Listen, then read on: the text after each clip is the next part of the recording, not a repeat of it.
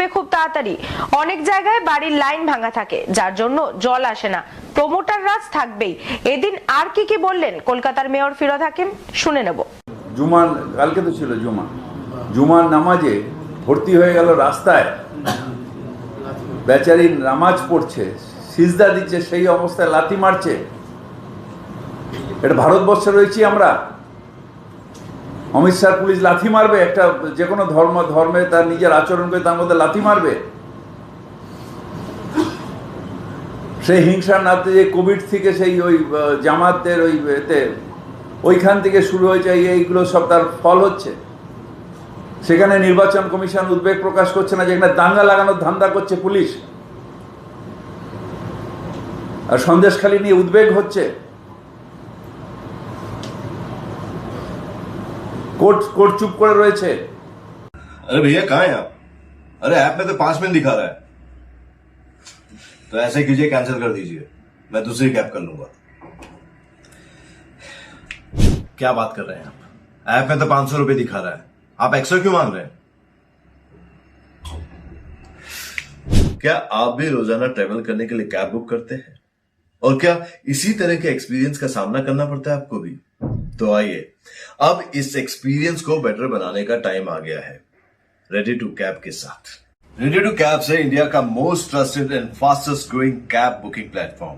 Ready to cabs पर आपको cab booking services ही नहीं, बल्कि यहाँ पर आप local taxi, rickshaw, AC non AC taxi सब बुक कर सकते हैं। और सबसे अच्छी बात तो यह है कि यहाँ पर आप अपना फेयर खुद डिसाइड करते हैं, है ना? ये अच्छी बात।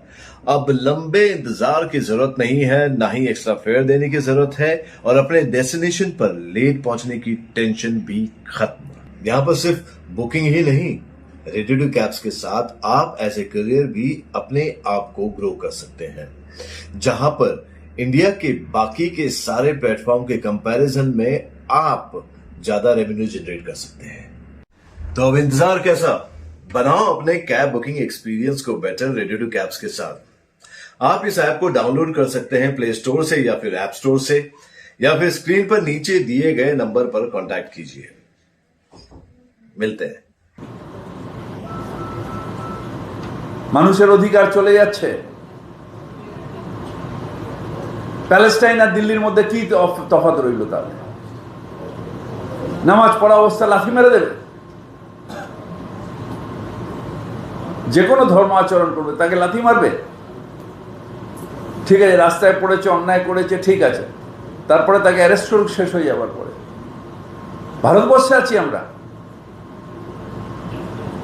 একটা নির্লজ্জ অপদার্থ সরকার, তাকে যারা সমর্থন করে তারাও নির্লজ্জ।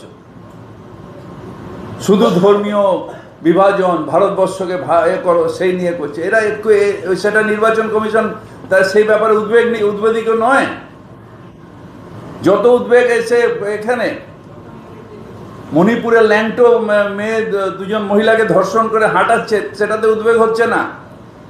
সন্দেশখালীতে দুজন নিশ্চিতভাবে অন্যায় হয়েছে, অ্যারেস্ট হয়েছে। সেই কি নাম ওই ছেলে দুটো, শিবু হাজরা আর উত্তম সর্দার অ্যারেস্ট হয়েছে, কোর্ট তার সাজা দেবে। সেটাই উদ্বেগ প্রকাশ কেন হচ্ছে না? অদ্ভুত একটা চলছে, জোর যার জুলুম তার। জনগর্জন